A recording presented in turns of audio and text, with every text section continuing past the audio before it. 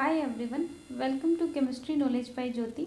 Guys आज हम BSc semester fourth के लिए इम्पोर्टेंट क्वेश्चंस देखने वाले हैं। 2025 की एग्ज़ाम जो होने वाली है उसमें क्या क्या क्वेश्चंस इंपॉर्टेंट हो सकते हैं वो क्वेश्चंस मैं आपको बताने वाली हूँ। गाइज आज मैं क्वेश्चंस हिंदी में लेकर आई हूँ, नेक्स्ट वीडियो इंग्लिश के लिए होगा। अभी आप इसी को ध्यान से देखिएगा। पहला क्वेश्चन है, चतुष्फलकीय व अष्टफलकीय संकुलों में प्रकाशिक व ज्यामितीय समावयवता को समझाइए। चतुष्फलकीय और अष्टफलकीय संकुल जो होते हैं उसमें ज्यामिति और प्रकाशिक समावयवता कैसी होती है वो आपको बताना है। सेकंड क्वेश्चन आपका रहेगा, निम्नलिखित पर संक्षिप्त टिप्पणी लिखिए। प्रभावी परमाणु क्रमांक EAN इफेक्टिव एटॉमिक नंबर जिसे कहा जाता है वो कैसे निकाला जाता है, क्या होता है, कैसे निकलता है, क्या उसके रूल्स होते हैं, वो सब कुछ आपको यहाँ पे बताना है। नेक्स्ट है किलेटीकरण या फिर चक्रीयकरण, एक तरह से आप कह दो तो लिगेंड क्या होता है, उस लिगेंड से जुड़कर किलेटीकरण प्रक्रिया क्या होती है वो आपको बताना है। नेक्स्ट है वर्नर सिद्धांत, वर्नर सिद्धांत क्या है, उसके प्रायोगिक सत्यापन क्या क्या दिए गए हैं, वो सारी चीज़ें आपको यहाँ पे बतानी है। Guys next question number third है आपका, अष्टफलकीय चतुष्फलकीय व वर्गाकार समतलीय संकुलों में क्रिस्टल फील्ड विभाजन को समझाइए। क्रिस्टल फील्ड विभाजन क्या होता है ये आपको बताना है अष्टफलकीय, चतुष्फलकीय और वर्गाकार समतलीय तीनों प्रकार के संकुलों में। गाइज नेक्स्ट क्वेश्चन नंबर 4 है, HSAB के विभिन्न सिद्धांतों को समझाइए। गाइज ऊपर वाले 3 क्वेश्चन यूनिट फर्स्ट से थे, अब नेक्स्ट आपकी यूनिट सेकंड से क्वेश्चन आते हैं। क्वेश्चन नंबर 4 है, HSAB कठोर अम्ल क्षार सिद्धांत का विभिन्न सिद्धांत क्या क्या होते हैं उसके बारे में आपको समझाना है। नेक्स्ट है क्वेश्चन नंबर 5, ब्रोंस्टेड लोरी अम्ल क्षार अवधारणा तथा लुईस अम्ल क्षार अवधारणा की व्याख्या करनी है। अम्ल क्षार की जो अवधारणाएं दी गई है उनमें से ब्रोंस्टेड लोरी और लुईस क्षार दोनों इंपॉर्टेंट होते हैं, तो उन्हीं के बारे में यहाँ से पूछा गया है। नेक्स्ट है क्वेश्चन नंबर 6, SO2 में निम्न अभिक्रियाओं को समझाइए। पहली है अवक्षेप अभिक्रिया और दूसरी है अम्ल क्षार अभिक्रिया। SO2 के द्वारा किस प्रकार से अभिक्रियाएं दी जाती हैं ये आपको बताना है।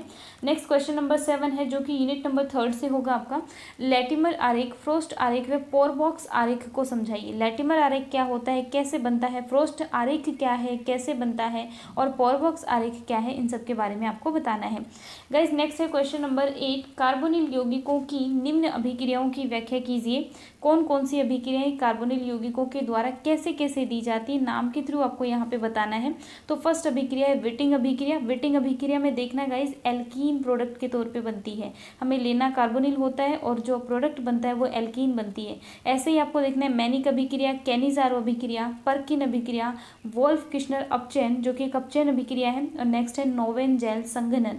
गाइज संघनन आप समझते होंगे कि कार्बोनिल यौगिकों के ही अणु आपस में जुड़ जाएं, वो होता है उसका संघनन। नेक्स्ट देखिएगा, कार्बोनिल यौगिकों की संघनन अभिक्रियाओं की विस्तार पूर्वक व्याख्या कीजिए। गाइज संघनन में एक जिक्र आपको यहाँ पे किया था नोवेनजेल संघनन का, और दूसरा आपको यहाँ पे बताना है संघनन अभिक्रियाओं की विस्तार पूर्वक व्याख्या करनी है। नेक्स्ट है क्वेश्चन नंबर 10, और 10 में लिखा हुआ है अल्फा हाइड्रोजन अम्लता, इसकी टिप्पणी करनी है आपको, व्याख्या देनी है इस पे। अल्फा हाइड्रोजन अम्लता क्या होती है, कार्बोनिल यौगिकों की सक्रियता वो क्या होती है, कौन उसको इफेक्ट करता है वो आपको बताना है। एसिटेल और कीटेल का संरक्षित समूह के रूप में उपयोग कैसे किया जाता है ये आपको बताना है। नेक्स्ट है हाइड्रोक्सी और डाई कार्बोक्सिलिक अम्लों पर ताप का प्रभाव। गाइस हाइड्रोक्सी का मतलब आप समझते हैं जिसमें OH समूह प्रेजेंट हो वो वाला हाइड्रोक्सी होगा, और डाई कार्बोक्सिलिक मतलब जिसमें 2 COH समूह उपस्थित हो वो डाई कार्बोक्सिलिक अम्ल होंगे। तो इन पर ताप का क्या प्रभाव पड़ता है ये आपको बताना है।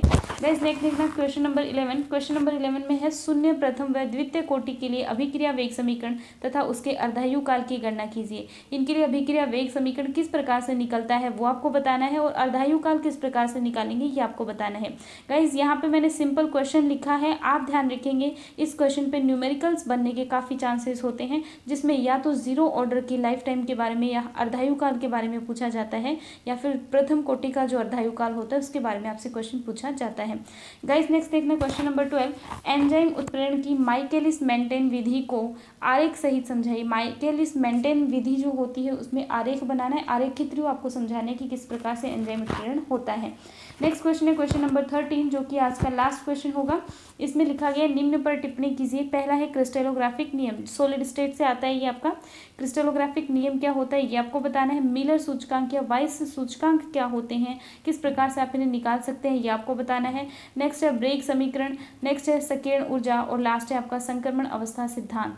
गाइस ये सारे क्वेश्चंस आपके लिए इंपॉर्टेंट हैं, इसमें एक भी क्वेश्चन आप स्किप मत कीजिएगा। गाइस ये नहीं है कि 100% आपको यही क्वेश्चन मिलने वाले हैं, लेकिन 70 to 80% आपको इनमें से क्वेश्चंस मिलेंगे। आई होप आपको ये वीडियो अच्छी लगी होगी। यदि आपको वीडियो अच्छी लगी है तो लाइक शेयर और सब्सक्राइब जरूर कीजिएगा। Thank you so much for watching.